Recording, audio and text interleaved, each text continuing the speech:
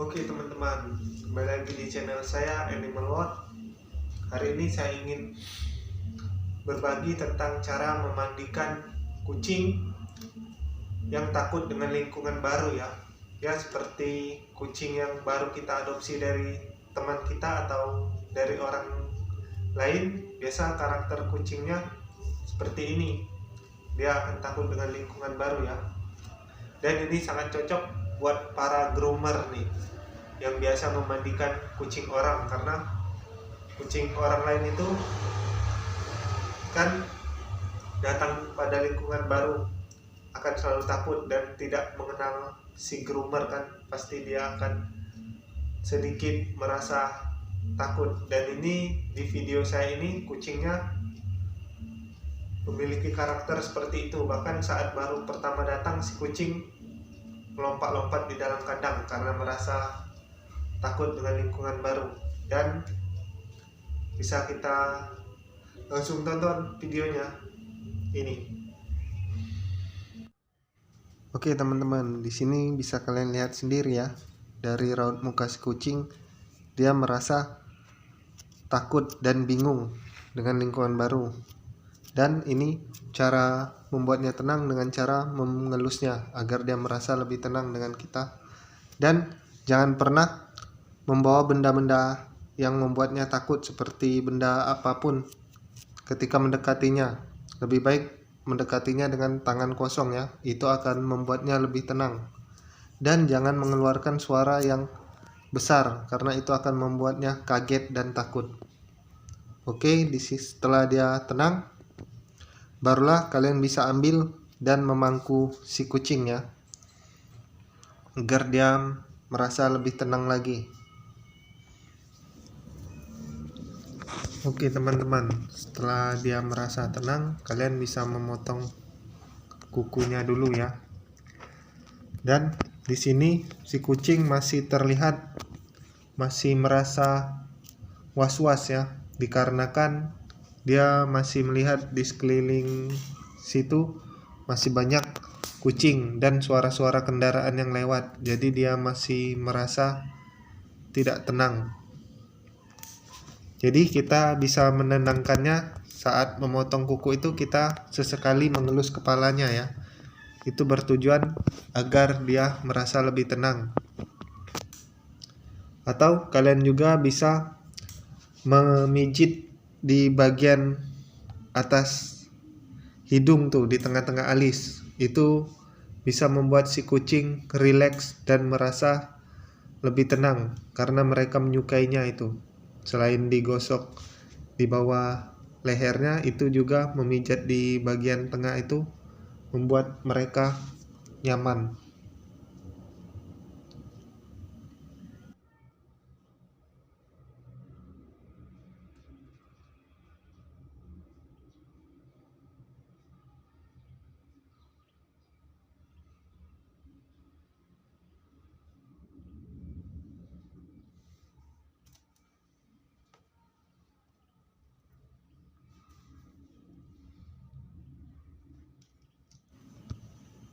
Bila si kucing sudah mulai nyaman kembali, barulah bisa kita lanjutkan memotong kuku yang lainnya ya, hingga selesai. Di sini kita memotong kukunya hanya di bagian ujung ya, karena masih banyak nih orang-orang yang suka salah dalam memotong kuku kucing. Mereka ada beberapa pemilik kucing itu, mereka suka salah tuh. Saya lihat memotong kukunya hingga habis, bahkan membuat si kucing itu jarinya terluka. Jadi yang perlu dipotong itu hanya ujung, yaitu bertujuan hanya untuk menumpulkan ya, bukan menghabiskan kuku ya, tapi menumpulkan. Oke, setelah memotong kuku, kita bisa merapikan bulu di celah-celah kakinya itu ya. Ini bertujuan agar bulu-bulu yang di kaki itu tidak menjadi jamur, dikarenakan bulu yang di kaki itu mereka sering menginjak pup atau saat menggali pasir itu pasirnya suka menggumpal pada telapak kaki bulunya itu ya. Nah, itu bisa membuat jamuran pada celah-celah jari si kucing atau kuku si kucing ya. Jadi harus dirapikan dan dipotong.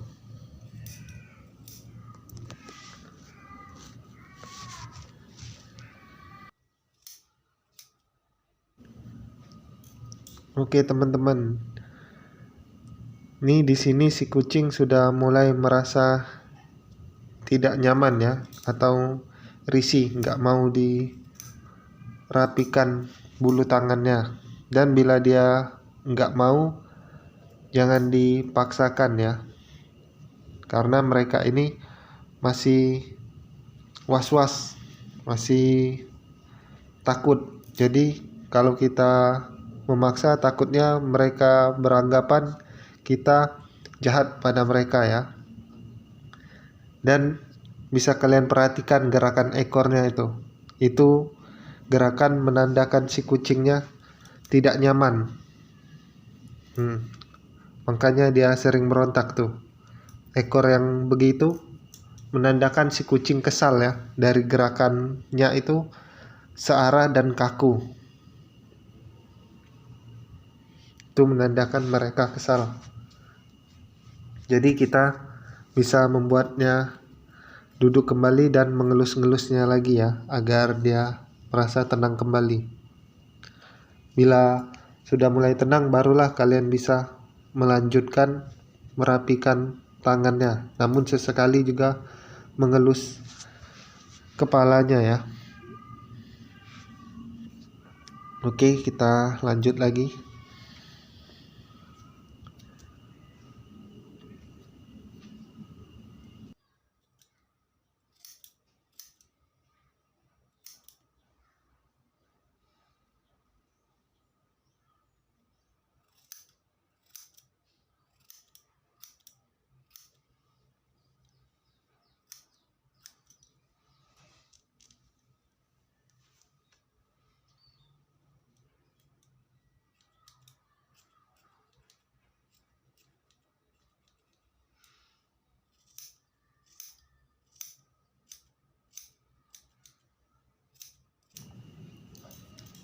Oke teman-teman, di sini kalau sudah semua sudah memotong kuku dan merapikan bulu kakinya, kita lanjut membersihkan telinganya ya. Di sini bisa kalian lihat ya, si kucingnya sudah mulai merasa nyaman diperlakukan seperti ini, dan dia sudah mulai tidak merasa was-was dengan sekitarnya.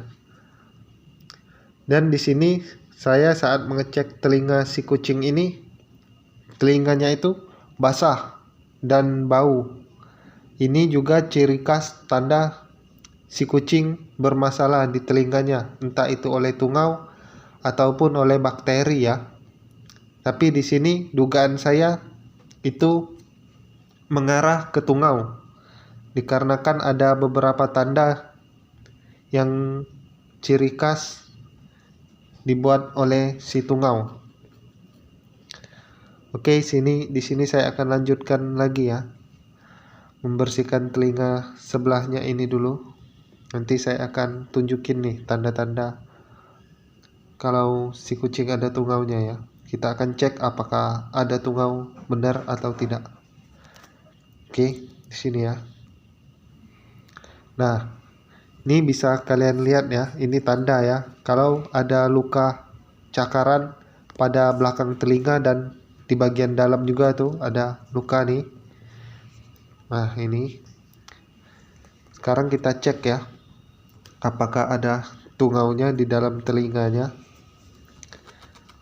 Kita harus jeli melihat telinganya. Nah, ini setelah saya cek beneran ada tungaunya ya. Bisa kalian lihat sendiri tuh, kecil-kecil seperti pasir berwarna putih namun bergerak dengan pelan. Bisa kalian perhatikan lagi. Ini blur nih kamera saya nih. Nih, nah bisa kalian lihat ya, bergerak banyak tuh. Kalau jumlahnya sudah sebanyak ini menandakan si kucing sudah lebih dari 1 minggu ya terkena tungau ini. Karena kalau baru biasanya jumlahnya hanya sedikit.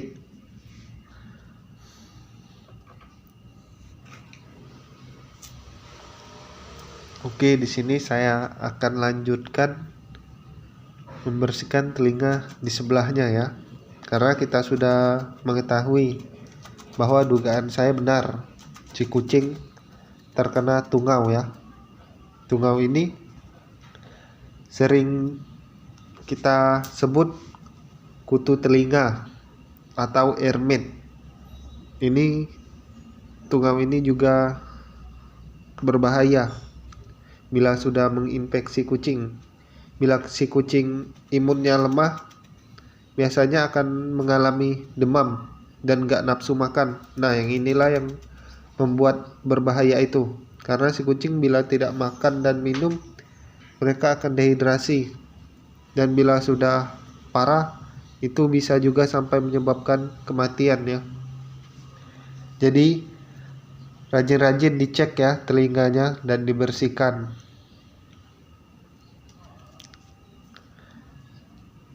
Oke, di sini kita lanjut. Ini kucingnya merasa geli ya, makanya dia menggarut-garut. Ada kucing itu yang suka dibersihkan telinganya. Ada juga yang geli. Ketika mereka geli, mereka akan menggarut-garut telinga atau bahkan mulutnya itu sampai mengences ya, mengeluarkan air liur. Dikarenakan merasa gak nyaman di dalam telinga. Bahkan ada juga beberapa kucing itu yang suka marah ketika dibersihkan telinganya. Itu biasanya kucing-kucing yang gak terbiasa ya. Tapi kalau udah terbiasa, dia pasti nyaman. Maaf nih, ada suara kucing. Kucing saya tuh. Kalau lagi ada saya, dia akan selalu manggil-manggil tuh. Kalau dengar suara saya pasti manggil kucing-kucing saya tuh. Oke, kita lanjut lagi ya. Ini kita bersihkan juga di celah-celah kecil di telinga itu. Setelah bersih, barulah kita pakai kapas buat membersihkan di bagian luar ya. Biasa ada kayak kotor-kotor juga seperti daki seperti itu. Nah, itu dibersihkan menggunakan kapas ya. Kalau buat bagian dalam kita menggunakan cotton bud. Bisa cairannya kalian bisa menggunakan cairan buat membersihkan telinga di pet shop atau dengan menggunakan air infus. Tapi saya di sini menggunakan baby oil ya. Sama saja sih. Biar gampang membersihkan dan melembabkan juga. Tapi tergantung kondisi telinga si kucing. Kalau telinganya sulit dibersihkan, saya baru menggunakan baby oil. Tapi kalau kondisi telinganya bernanah atau basah, saya tidak menggunakan baby oil karena itu akan membuat lebih basah lagi. Jadi nggak perlu baby oil bila telinganya basah ya. Ini hanya saat susah dibersihkan atau kotorannya kering. Oke, kita lanjut. Nah, ini hasil setelah dibersihkan ya. Bisa dilihat nih. Telinganya bersih. Cara membersihkan bisa kalian lihat di video saya yang lain. Ada kok caranya. Ini bisa dilihat ya. Kondisi si kucing sebelum mandi nih. Warna bulu dan tempat bagian-bagian yang kotornya ya.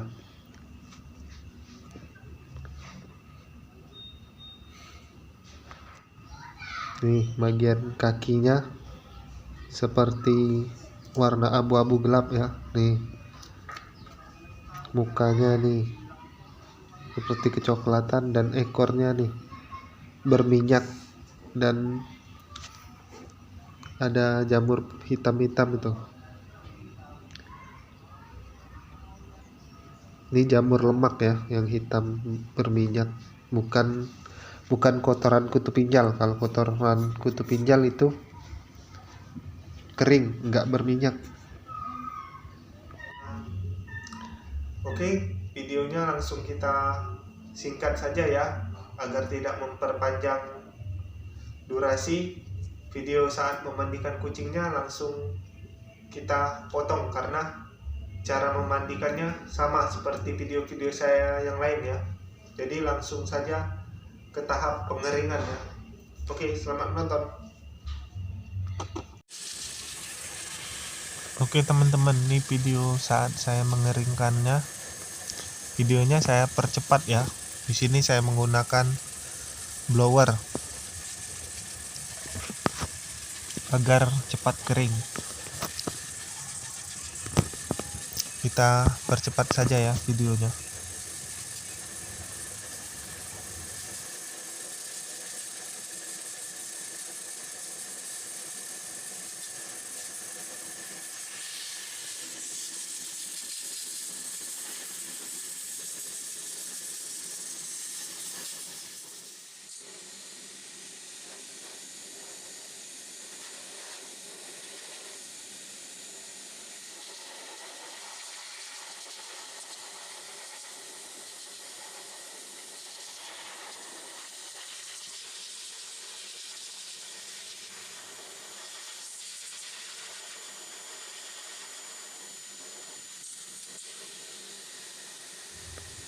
Oke teman-teman, di sini kalau bulu kucing sudah terlihat kering, kita bisa menyentuhnya dan merasakan apakah bulunya benar-benar kering atau masih lembab. Dan bila masih lembab, kita bisa menambahkan bedak dan menggosok ke seluruh tubuhnya dengan merata ya. Ini bertujuan agar bulu atau kulit yang masih lembab bisa lebih cepat kering. Oke, di sini saya membedakinya. Bisa kalian lihat ya.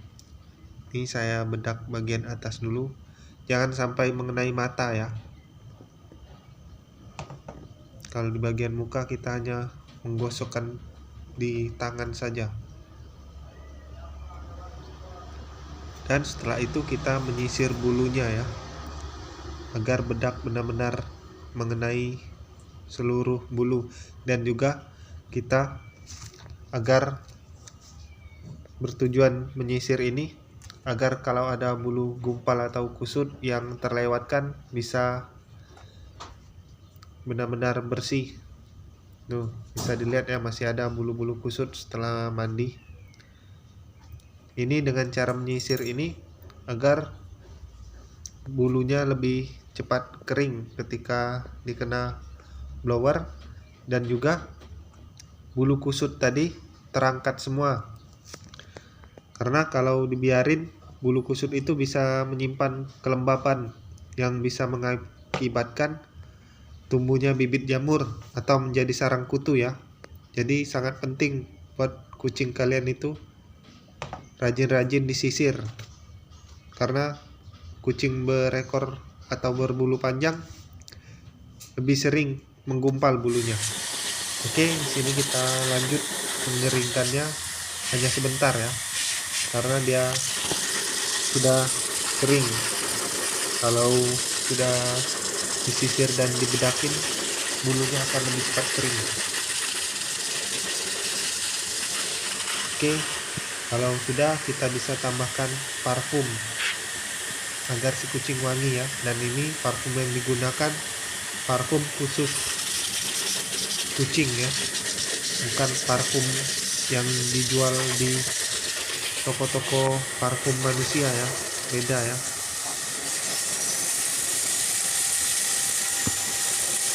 Oke, nanti kita lihat hasilnya setelah mandi. Dan inilah hasilnya, bisa dilihat ya, kaki yang warnanya gelap tadi ini bersih nih. Ini warnanya nggak bisa sampai bersih banget ya, dikarenakan si kucing ini telapak kakinya sudah sangat lama kotor, jadi warna putihnya itu nggak bisa sampai bersih. Bisa dilihat nih tingkah laku si kucingnya menjadi manja kan nih, selonjoran di saya, mengelus saya, Bisa dilihat ya bedanya dengan saat awal tadi, dia sangat takut ya melihat saya.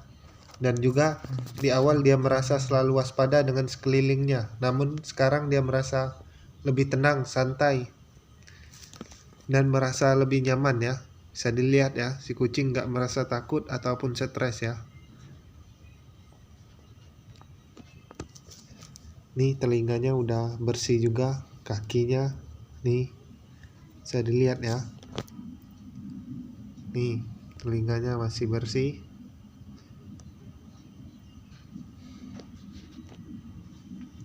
Oke, ini kita masukin kandang lagi buat dikembalikan pada si pemiliknya.